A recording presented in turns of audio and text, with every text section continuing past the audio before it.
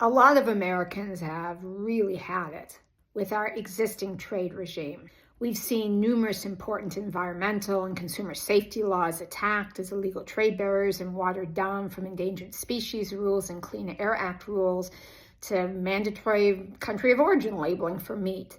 We've seen literally 6 million net manufacturing jobs disappeared out of our economy and 90,000 factories closed by offshoring or import surges. We've seen medicine prices go up under trade agreement rules that extended patent durations and limited competition.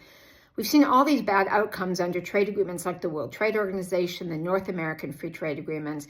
They've also led to an enormous chronic trade deficit, where we have been largely deindustrialized and income inequality has been enormously exacerbated in our country today, in no small part because of these unfair corporate rigged trade agreements. People with a college degree now have an 8-year longer life expectancy than people without a college degree. And for the first time in our country's history, we have seen the life expectancy overall start to decline.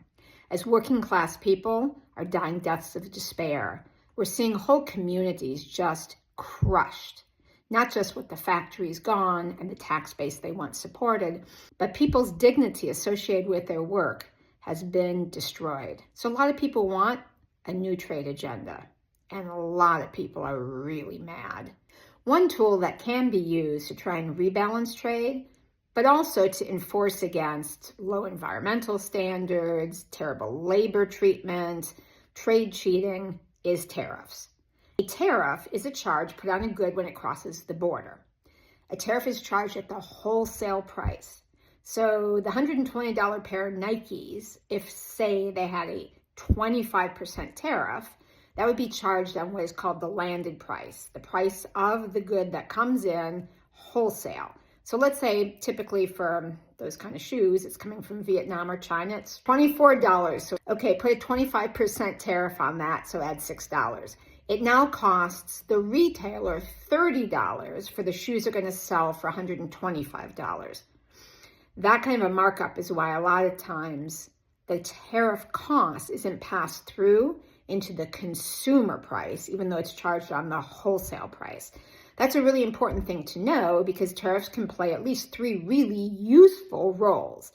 First, tariffs can be used to sanction against behavior we don't support. If you're for enforceable labor standards to make sure that union busting and child labor isn't allowed into the supply chain, the sanctions used against that are tariffs. If you don't want to see, for instance, factory farmed, antibiotic soaked, dangerous imports, but you'd rather see wild caught shrimp sustainably harvested in our Gulf, then you're for tariffs because it is a countervailing duty tariff that is applied against that dangerous imported shrimp. So all of those penalty tariffs are a totally legitimate use of tariffs. Here's the thing. For tariffs to work for any of those legitimate uses, they have to be stable and predictable. So we can't have the tariff roller coaster where they're on one second, they're off in the next.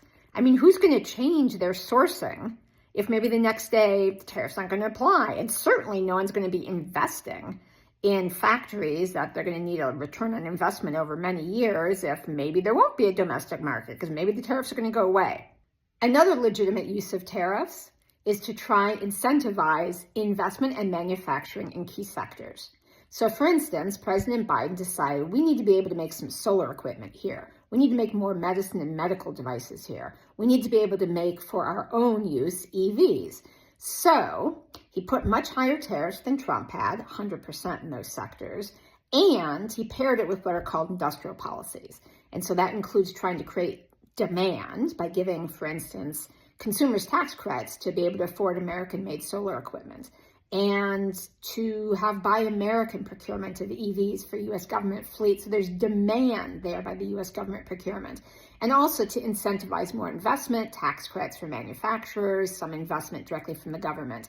And that combination of tariffs and the other industrial policies meant that in these targeted sectors, we actually had a boom in new manufacturing capacity. In fact, by 2023, thanks to the Inflation Reduction Act, the CHIPS Act, the United States had the highest rate of domestic factory investment in 30 years.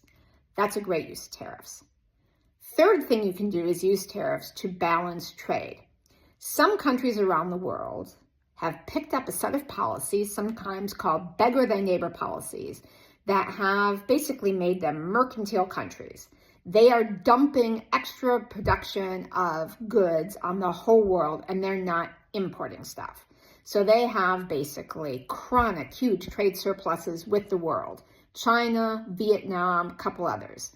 That makes for the whole world largely being in deficit. The US is the largest deficit country, but there are a lot of others, including a lot of middle-tier industrializing countries like Mexico, like South Africa, like Argentina, that also are having to put up trade sanctions against tariffs against China because they're getting flattened and deindustrialized too.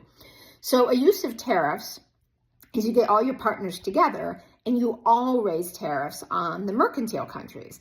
And that basically forces those countries to have to consume more of the stuff they make domestically instead of dumping it all over the world. For all the useful things that strategic use of tariffs can achieve, the Trump administration has been totally misfiring. Number one, their tariffs are aiming at goals that tariffs can't achieve. You're not going to stop illegal fentanyl trafficking or undocumented migration by imposing tariffs.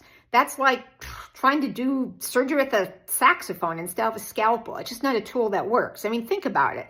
Fentanyl is not regular trade. It's not going to get charged a tariff. It's smuggling. So that is just a misaim altogether. Number two, for any kind of tariff to work, it has to be stable and predictable. No company is going to change where it's sourcing goods, be they supply chain parts or be they a retailer buying stuff to sell to you, if they don't know whether or not the tariff's going to be around in a week. And certainly no one's going to be investing in factories or major construction projects, not knowing if they get a return on their investment. So Trump's tariff roller coaster of tariffs on, tariffs off, this rate, that rate, maybe nothing, threats, who knows? That's more likely to have investors, reaching for the exits than their checkbooks. That is not going to work for delivering on more manufacturing jobs, for boosting important sectors.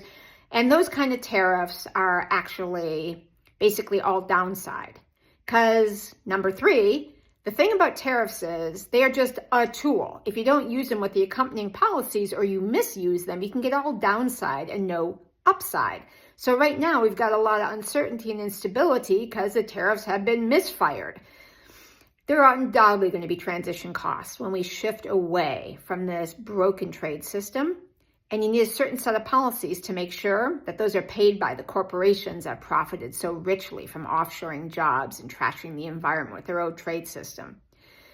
But when you have all misfire and no transition policies, you're not going to get the upsides of tariffs.